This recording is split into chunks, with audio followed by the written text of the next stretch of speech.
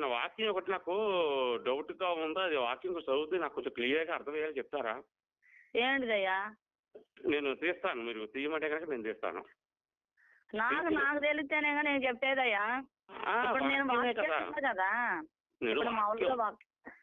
సరే చెప్పయ్యా. వాక్యమే నేను అడిగేది, ఇంకేమి వాక్యం నేనంటే నేను వాక్యం సంవత్సరమేనయ్యా నాది పరిచర్య. అంటే నిదానంగా ఇప్పుడిప్పుడే నేర్చుకుంటున్నా. వాక్యం ఎలా చెప్పాలి ఏంటన్నది కూడా మనకు రాదు. నేను ట్రైనింగ్ లో ఏం ఇవ్వలేదయ్యా. ఇంకా ఎవరికన్నా బాగాపోతే నా సాక్ష్యం చెప్పుకొని కొంచెం ప్రార్థన చేసుకుంటా నేను. అది నాది. అంటే వాక్యాలు కూడా తెలియదు మీకు? అయితే నాకు తెలీదు అసలు. నేను ట్రైనింగ్ అవ్వలేదు కదా. నేను అసలు బైబిల్ ప్రార్థన ఎలా చేయాలన్నది కూడా తెలీదు. ఇక నిదానంగా ఎవరన్నా చేయమంటే 2 మొక్కలు చెప్తా. మీకంటే నేనే బెటర్ గా ఈ లెక్కన. మరి అంతే కదా. బైబిల్ కాస్త అర్థమైంది. బైబిల్లో ఉన్నట్టు వాక్యాలు 10 మందికి చెప్తున్నాను. ఈ వాక్యం ఏంటని చెప్పి ఇప్పుడు నాకు ఇంకా అర్థం కాలేదు ఇది ఏంటనేది. కానీ మీరైనా చెప్తారేమో అని చెప్పి ఉద్దేశంతో నేను మిమ్మల్ని అడగడం జరుగుతుంది. నాకు అంతగా తెలీదా. ఎందుకంటే ఇప్పుడు దేవుని దగ్గర మన మనుషుల దగ్గర అయినా అబద్ధాలు, దేవుని దగ్గర అబద్ధాలు ఆడకూడదయ్యా. అది ఆ భయం నాకుందయ్యా. ఎందుకంటే నేను చనిపోకుండా నన్ను బతికిచ్చాడు.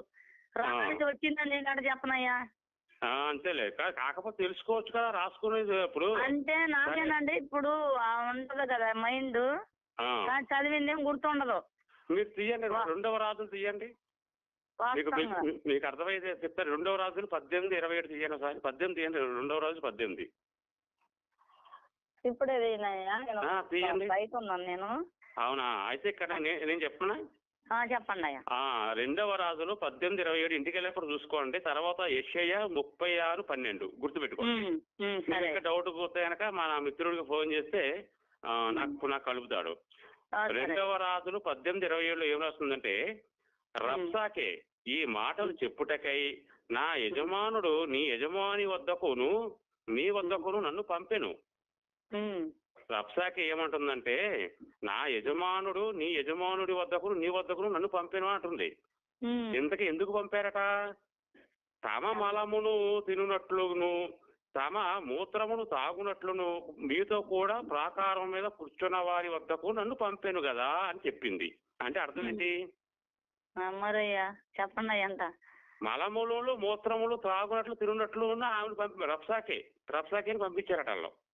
మరి ఇది ఏంటిది వాక్యం నాకు అర్థం కాక నేను 2-3 పాస్టర్లు అడిగితే ఇది ఎదురో వాక్యం నీ ఎక్కడ దొరికిందని చెప్పేసి నన్ను తిట్టారు.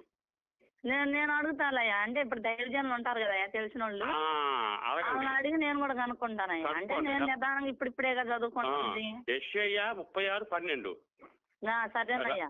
రబ్సాకే ఈ మాటలు చెప్పుటకై నా యజమానుడు, ఓకేనా, నా యజమానుడు నీ యజమాని వద్దకును నీ వద్దకును నన్ను పంపెను కదా.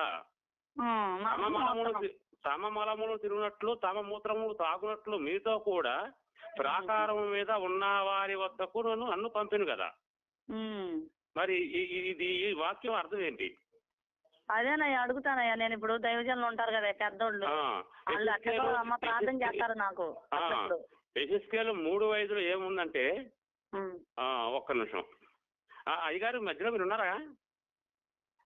అయ్యగారు ఇగో ఉన్నారా మధ్యలో?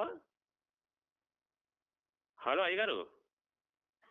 సరే, ఇక్కడ సంఖ్యాకాండము 22 అమ్మా. 22 ఒక నిమిషం. 22 కాదు నేను చెప్తాను మీకు. వాక్యం సరదాగా విందాం మనం ఈరోజు వాక్యాలు. మొదటి కొరింథీయుల పత్రిక 7వ అధ్యాయం 36వ శ్లోకంలో ఏం చెప్పాడంటే, 36వ అధ్యాయంలో ఏం చెప్పాడంటే, ఒకడు తనతో పెళ్లి నిత్యమైన కన్యను పెళ్లి చేసుకోకుండా ఉండటం అక్రమమని భావిస్తే, లేక ఆమెను వయసు పెరిగిపోవడం వల్ల పెళ్లి చేసుకోవడం అవసరమని భావిస్తే, అతడు తనకు ఇష్టమైతే, అయితే కూతురిని తనకు ఇష్టమైతే ఆ ప్రకారం చెయ్యవచ్చును. అతను ఆమెను పెళ్లి చేసుకోవచ్చును, అది పాపం కాదు. ఎవరినట? కూతురు పెళ్లి చేసుకుంటే పాపం కాదట. కూతుర్ని పెళ్లి చేసుకోమని చెప్పేసి ఇక్కడ రాస్తుంది. మరి కూతుర్ని పెళ్లి చేసుకునే ఆచారం మనకు ఎట్లాగా అని ఆలోచించి నేను ఏం చెప్పాలా అని అర్థం కావట్లేదు. తర్వాత ఇంకా కొన్ని వాక్యాలు ఉన్నాయి, వాక్యాలు కూడా మనం మాట్లాడుకుందాం ఈరోజు. అదేలా అదేలయ్యా. వినండి, వింటారు కదా మీరు వాక్యాలు. నేను బయట ఉన్నానయ్యా. ఇంకా సరేనాయ్యా. ఏంటమ్మా? నేను ఇంటికి వెళ్తానయ్యా. ఇంటికి వెళ్ళి చేస్తారా? సరే, ఇప్పుడు ఈ రప్సాకే అనేది అసలు ఎవరు అడుగుతానయ్యా. భలే పని, నేను అడుగుతా. అంటే నాకు చెప్పనా. ఇంకొకటి ఏంటంటే, నువ్వు చేసిన అధిక జాగ్రత్తలు బట్టి యెహోవా ఏమన్నారంటే, నీ లంగాలు పైకెత్తి నీ మానవును బహిరపరుస్తానని చెప్పి అన్నాడు. నీ చుట్టూ ఉన్నటువంటి సైనికుల్ని మధ్యలో పడుకోబెట్టి లంగాలు పైకి లేపి చూపిస్తానని అంటున్నాడు. ఇదేంటి? బైబిల్లోనే ఉందా? బైబిల్లోనే ఉన్నాయి. నీకు ఒక పని చేద్దాం. నీకు ఇవన్నీ క్లియరే కావాలి అంటే అమ్మా, నువ్వు ఇంటికి వెళ్ళిన తర్వాత మన మిత్రుడికి ఫోన్ చేయి. మిత్రుడు అంటే ఎవరయ్యా? ఇంకా మధ్యలో ఒక ఆయన ఉన్నాడుగా, మాట్లాడుతున్నాడుగా. ఆయన సురేషా? పేరు మర్చిపోయాను. సరే, ఇప్పుడు ఆయన కాల్ చేస్తే నేనేం చేస్తానండి, మొత్తం మీకు వాక్యాలు దాదాపు 36 వాక్యాలు ఉన్నాయి.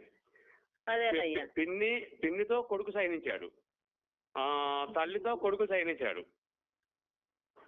అసలు ఈ వాక్యాలు చాలా మందిని అడిగాను కానీ ఎవరు చెప్పలేకపోతున్నారు. ఇవన్నీ నేను మీకు చెప్తాను. మీరు ఒకసారి పాస్టర్ ఉంటే కనుక పాస్టర్ కలిపినా పర్లేదు, పాస్టర్ అడిగినా పర్లేదు. మీరు ఎవరు తెలియదులయ్యా. నేనేదో ఇప్పుడే కదయ్యా అడుగుతా. నేను ఈ మాటలన్నీ అడుగుతా. సరేనయ్యా. పేరేదో ఉంది, అనుపమ అని చెప్పేసి పాస్టర్ ఉంటే ఆవిడని అడిగా నేను. నీకు సాతాను పట్టుకుందయ్యా, అందుకని నువ్వు అడుగుతున్నావు అంటే సాతాను పట్టుకోవడం ఏంటి? వాక్యంలో ఉండదు కదా నేను అడిగింది. నాకు తెలియదు కదా, నేను జూనియర్ని, మీరు సీనియర్లు.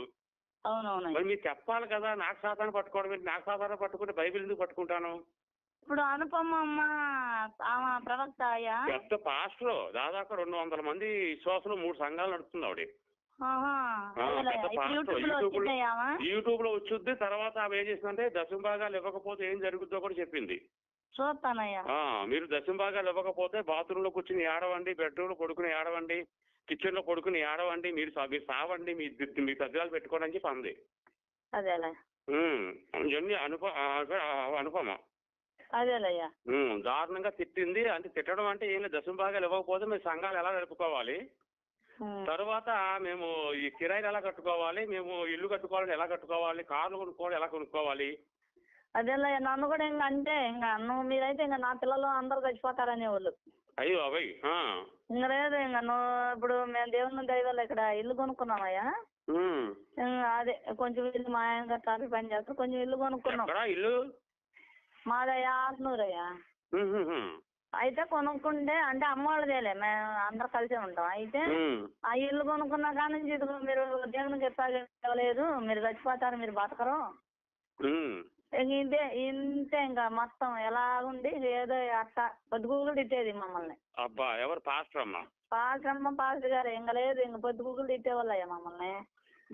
అందరు ఆ సంఘంలో అందరు అట్టాగే ఇంకట్ట ఏ దైవజనం దగ్గరికి వెళ్ళినా ఇంకా వాళ్ళ మాకు దగ్గరలో ఒక పాస్టర్ ఉన్నాడు.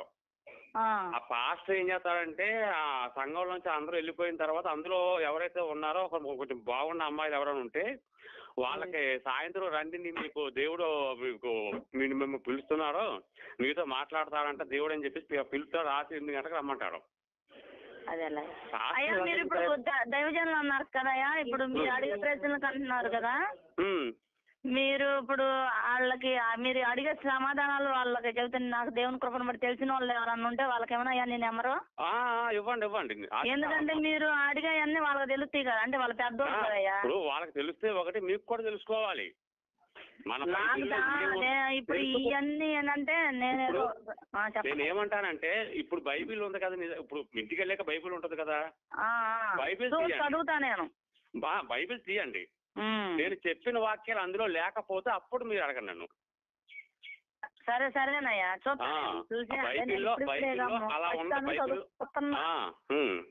ఇప్పుడే ఇది ఫస్ట్ సార్ కాబట్టి చదువుకుంటూ వస్తున్నా నేను. చదువుకోవడం కాదు, దాన్ని అర్థం చేసుకోవడం చాలా కష్టం అన్నమాట. ఎందుకంటే బైబిల్ అనేది సముద్రం లాంటిది.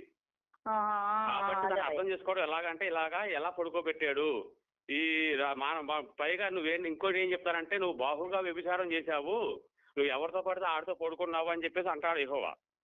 అది కూడా చూపిస్తాను మీకు నేను. తర్వాత ఇంకోటి ఏమంటారంటే బైబిల్లోనే ఉన్నాయా? నీకు బైబిల్ చదివి వినిపిస్తానమ్మా, నీకు నీసే చదివిస్తా కొన్ని చదవను. ఏంటయ్యా ఇది నేనైతే అనలేదు దేవుని ఇప్పుడు మీరు చెప్తే అంటున్నా నేను. నేను అనేది అట్లాగా నీ చేత చదువుతా నేను.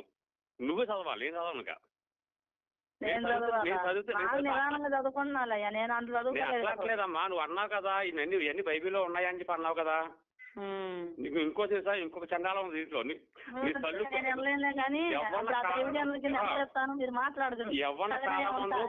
యవ్వన కాలమందు పురుషులు సనులు పిసికిరి అని చెప్పి రాస్తుంది దాంట్లో. సరే సరే నీచే చదివిస్తాను.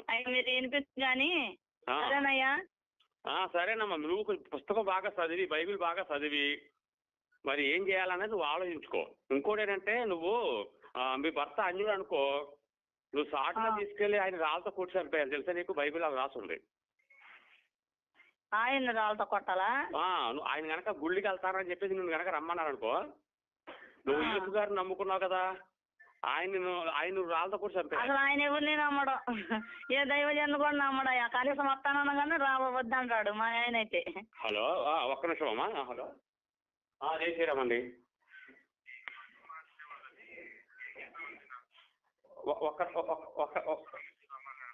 ఒక్క నిమిషం లైన్లో ఉండండి మీరు.